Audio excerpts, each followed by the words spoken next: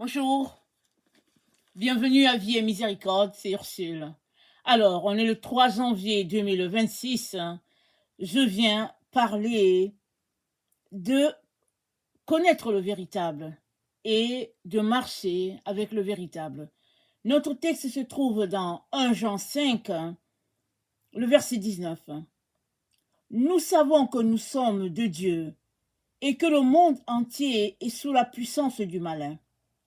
Nous savons aussi que le Fils de Dieu est venu et qu'il nous a donné l'intelligence pour connaître le véritable.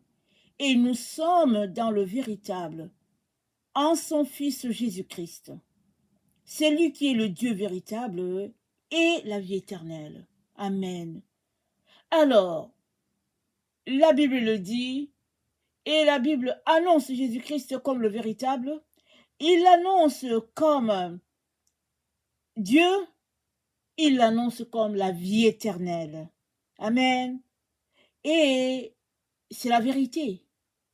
Alléluia. Maintenant, c'est à toi d'accepter cette vérité ou de te mettre à la contester.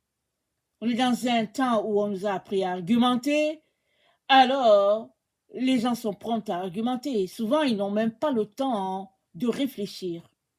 Dès que la parole sort de la bouche de l'un, l'autre attrape la parole pour envoyer une discussion et ça part à bâton rompu pour savoir où est la vérité, qui a mieux tenu la conversation ou bien qui a mieux gardé au fait le verbe, si bien que finalement on sort de là, aucune conclusion et la parole de Dieu est noyée complètement.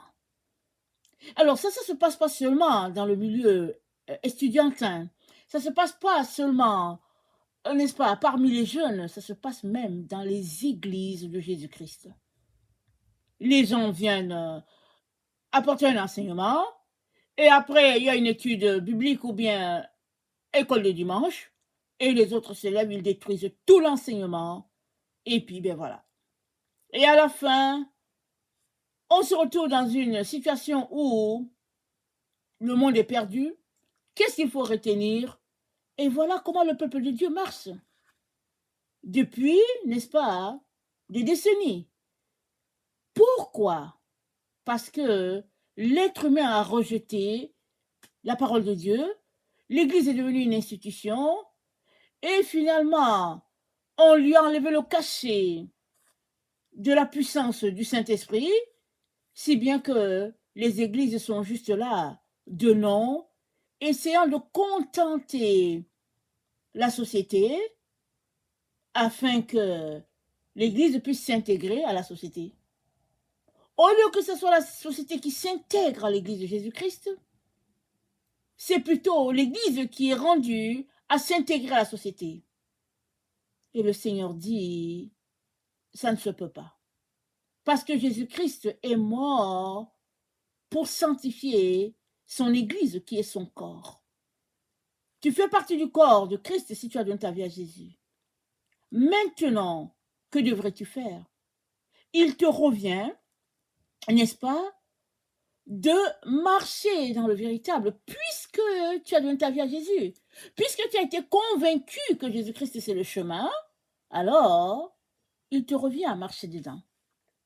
Maintenant, si tu as donné ta vie à Jésus-Christ juste parce que tu ne veux pas aller en enfer, tu veux le paradis, là aussi, il faudrait que tu retournes lui donner ta vie pour de vrai.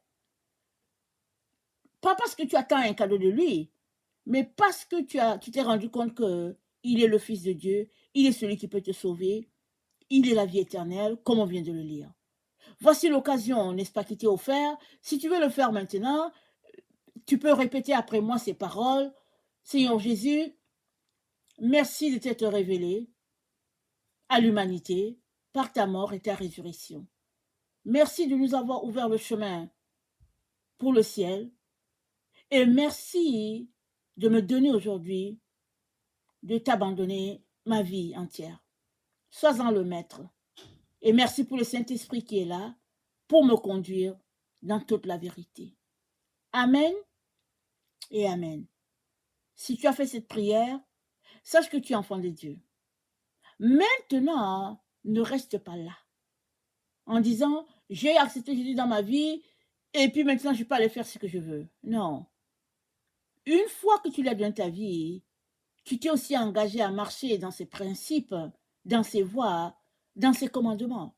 Et la Bible dit, ces commandements ne sont pas pénibles, pourvu que nous les pratiquions. Il n'y a rien de pénible. Quand tu le veux, tu peux. Généralement, on a l'impression que on ne pourra pas s'en sortir parce que il y a ceci à faire, il y a cela à ne pas faire. Mais au fait, c'est pas ça, donner sa vie à Jésus. Une fois que tu donnes ta vie à Jésus, le Saint-Esprit vient demeurer en toi et lui-même va te donner de marcher dans les choses de l'esprit, laissant de côté les choses de la chair. C'est à toi de décider. C'est à toi de ne pas laisser tes désirs dominer sur toi. En cela, la Bible dit, le Saint-Esprit est là pour nous conduire. Et Dieu reconnaît ses enfants en ce qu'ils se laissent conduire par le Saint-Esprit. Si tu dis que tu as donné ta vie à Jésus, alors laisse que le Saint-Esprit te conduise. Qu'il te mène sur le chemin, le droit chemin.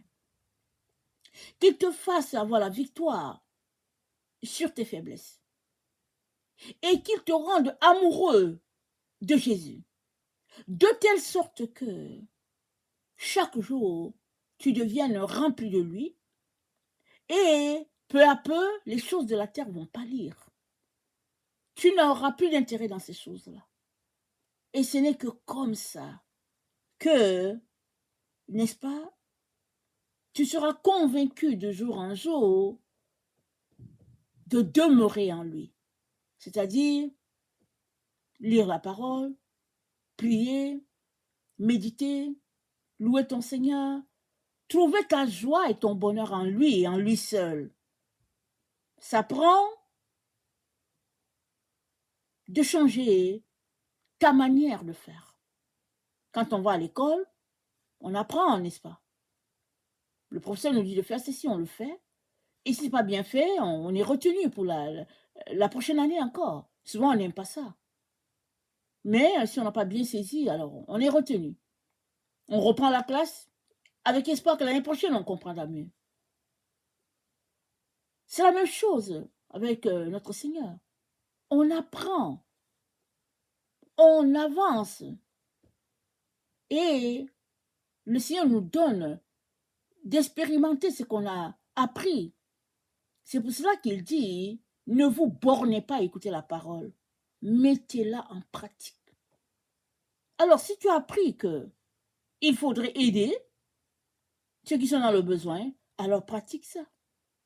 Trouve-toi un endroit et puis va aider ceux qui sont dans le besoin. Vous savez, on vit dans un monde où on a toujours des besoins. Nous.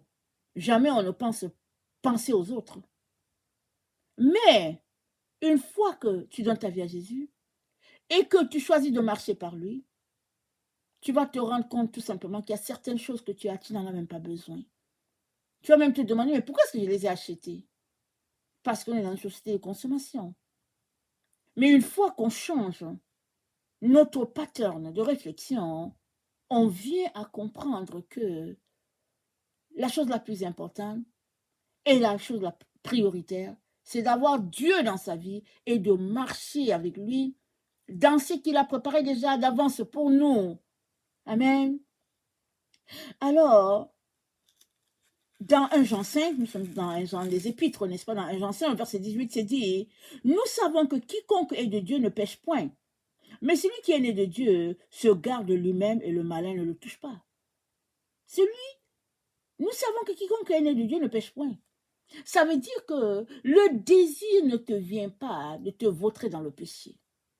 Il peut arriver que tu tombes, ça fait partie. Et Dieu te dit, si tu tombes, relève-toi. Mais la pratique du péché ne fait plus partie de toi si tu as donné ta vie à Jésus. Pourquoi? Parce que le Saint-Esprit qui demeure en toi ne te donne pas envie de ces choses-là. Maintenant, si tu as besoin de ta vie, sors toi-même de ces choses. Décide de changer les émissions que tu regardes, décide de couper avec ses amis avec qui tu étais, ça fait partie de la vie. On n'a pas besoin d'avoir donné sa vie à Jésus pour comprendre que souvent, on ne peut pas traîner avec les mêmes gens si on veut aller de l'avant. Souvent, il nous arrive de traîner avec un type de personne, mais après, on comprend que, tiens, moi, j'aimerais retourner sur les bancs, et puis bon, voilà, ceux-là, ils me perdent le temps, et on coupe contact avec eux. On sait le faire quand c'est les choses de la vie. Comment se fait-il qu'on n'arrive pas à le faire avec les choses de Dieu? C'est parce que on est trompé. On est séduit par les mensonges de l'ennemi. Tout autour de nous n'est que séduction. Tablettes, cellulaires, publicité, tout ce qu'on voit autour de nous, tout est là pour nous détourner de l'essentiel. Et l'essentiel, c'est notre Dieu, notre Seigneur Jésus. Je viens nous encourager en ce début d'année à partir du bon pied. Décider dès le départ de laisser aller toutes ces choses qui nous perdent le temps et qui grugent notre énergie. Et de nous tourner vers notre Dieu pour l'aimer, pour le célébrer. Surtout pour qu'il s'imprègne en nous et que nous puissions le refléter alors que nous avons décidé de faire de lui notre Dieu et notre roi. Amen. Déjà dans l'ancien temps, sous la loi, Moïse a reflété la gloire de Dieu. Telle sorte que Israël a dit, mets un voile, on ne veut pas voir ton visage, tellement son visage brillait. Ça, c'était dans l'ancien temps, sous la loi. Imaginez ce que ça peut être dans notre temps. Je ne dis pas que si ton visage ne brille pas, la gloire de Dieu n'est pas là. Je suis tout simplement en train de dire que l'Esprit de Dieu est là pour nous transformer de gloire en gloire.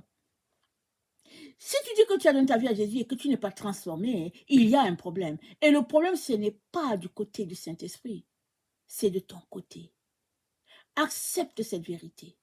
Arrête-toi. Demande-toi qu'est-ce que tu devrais changer en toi.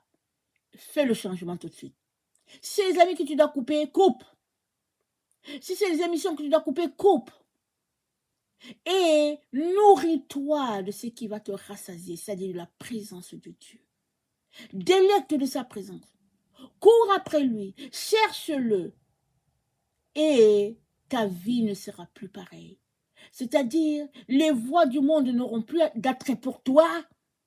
Et ce qui aura d'attrait pour toi, c'est Jésus-Christ lui-même. Amen.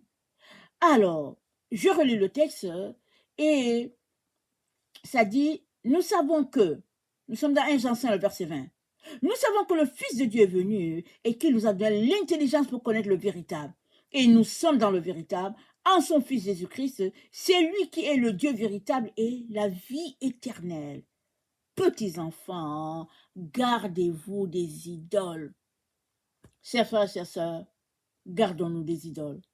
C'est là le piège où nous nous trouvons tous. Les idoles, ils peuvent être de toutes sortes. L'idole, ça peut être une personne. Ça peut être ton acteur préféré. Ça peut être n'est-ce pas, ta série préférée. Ça peut être tes vêtements. Je ne sais pas. Qu'est-ce que je pourrais nommer d'autre que tu ne peux nommer? Sortons des idoles. Faisons de Jésus-Christ notre héros. C'est lui le vrai héros. Le héros des héros. Amen. Parce qu'il a donné sa vie pour nous sauver. Donnons-lui donc tout notre hommage. Et jouissons de sa présence et de cette vie éternelle qu'il est. Amen. Que le Seigneur bénisse sa parole et que sa joie inonde nos cœurs en ces débuts d'année 2026. Amen. Alléluia. Amen et amen.